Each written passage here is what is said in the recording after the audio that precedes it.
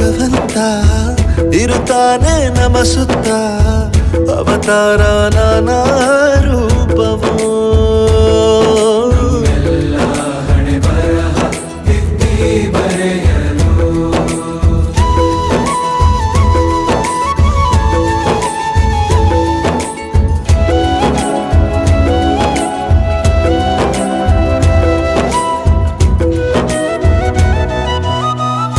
ಬಾಳಲ್ಲಿ ಲೆಕ್ಕ